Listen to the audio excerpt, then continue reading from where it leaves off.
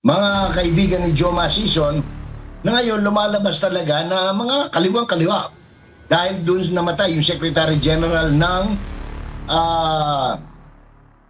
Kabataan Party List sa mismong giyera na nangyari dyan sa Occidental Mindoro. No? Ngayon galit na sila. Mukhang maghihiwalay na ng landas.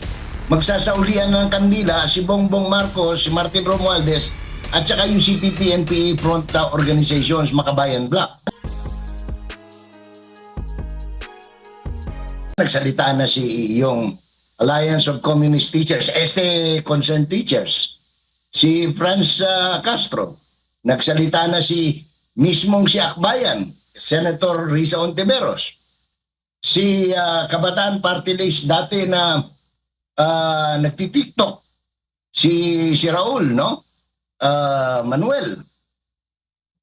So, sabi nila, ginamit sila, di ba? Oh. Ngayon, pag nangyari yan, maghahalo ang balat sa tinalupan dyan sa Kongreso.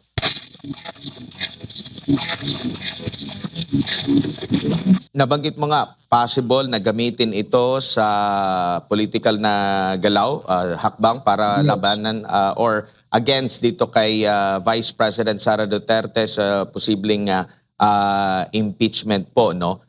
Nakikita nyo po ba, considering nasa mga mahigit 2 taon na lang bago po muling magkakaroon ng national na halalan po, na nakikita nyo ba na magre-recalibrate din yung mga kongresista, mga mambabatas na nasa kongreso po sa pag-consider dito sa impeachment? Kasi alam naman natin, marami pong mga grupo ang nagpahayag ng pagtutol nga dito po sa impeachment laban kay Vice President Sara Duterte. And nitong nakalipas na halalan, nakita naman natin kung ano yung naging epekto. Kung saan inamin din ng mga congressman during sa kanilang panunuyo, sa kanilang mga constituents, anong dahilan, bakit sila pumirma doon sa impeachment. Kasi kailangan din nila ng pondo po at maaring maulit yan. Pero nakikita nyo po ba na magkakaroon ng pagdadalawang isip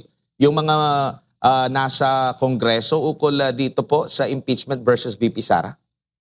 May dalawang pagbabago na mangyayari, Admar, no? Hindi lang recalibration, ito'y redirection. Number 1, yun talagang mga dilaw at saka pink. Pati na yung mga pro-Marcos. Magdadalawang isip yan. Kasi nagbabago. Kita mo nga ngayon, may iba ng tono. May mga kumakanta na, no? May mga bumabaliktad na. On the other hand, yung masidhi na marubdob na nagamit ng Marcos administration para itulak ang mga impeachment in the 19th Congress, kung matatandaan mo, impeachment 1, 2, 3, puro kaliwa. Di ba? Ang pasimuno niyan, kung titignan mo, kung ba magbabalik tanaw ka, ang pasimuno sa impeachment 1, 2, 3, kaliwa. Di ba? Mga kaibigan ni Joma Sison na ngayon lumalabas talaga na mga kaliwang-kaliwa dahil doon namatay yung Secretary General ng Kabataan Party List sa mismong giyera na nangyari dyan sa Occidental Mindoro. No? Ngayon galit na sila. Mukhang maghihiwalay na ng landas. Magsasaulian ng kandila si Bongbong Marcos, si Martin Romualdez at saka yung CPP-NPA Front Organizations Makabayan Bloc.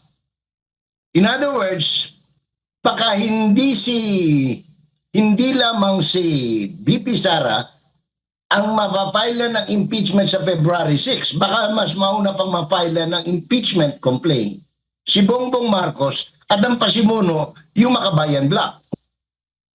Diba? Nagsalita na si yung Alliance of Communist Teachers, Concerned Teachers, si Franz Castro. Nagsalita na si Akbayan, Senator Risa Ontiveros.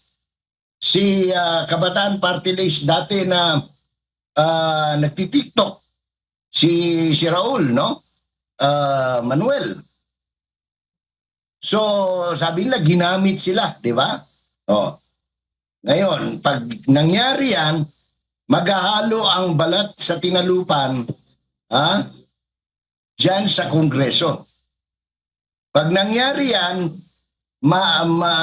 kasi itong mga progressive bloc, kumisan umaandar yan ng walang pera, madalas, no? So, pag silang, sa Bisaya pa, pag silang mangusog, silang proponent ng impeachment laban kay Marcos, na etot na, no? As against a February 6 impeachment against VP Sara na kailangan mong gatungan yung mga congressman ng kung ano-anong panggatong para lang mag-file sila.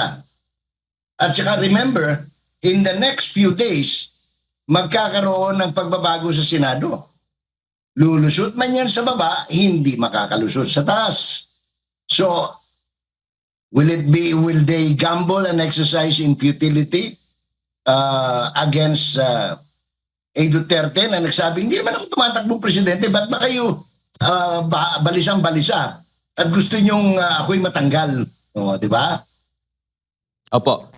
Tsaka Manong Jay, hugas kamay ulit itong palasyo dito po sa usapin ng impeachment. Muling pagbuhay ng impeachment kasi possible daw itong Makabayan Black muli yung maghahain ng panibagong impeachment nga laban kay Vice President Sara Duterte. Pero ang giit po ni Yusek Castro na yung pagsasampa daw ng impeachment complaint ng anumang grupo, hindi raw po saklaw o sakop ng Pangulo.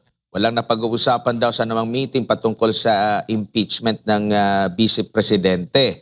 Ang tugon daw ng Pangulo sa lahat, para sa lahat, ang dapat managot ay dapat managot. Yun lang po, no? So kumbaga tingnan natin yung consistency po kasi tinanong din siya ulit na tinanong din siya ulit po. Opo, Manong Jay?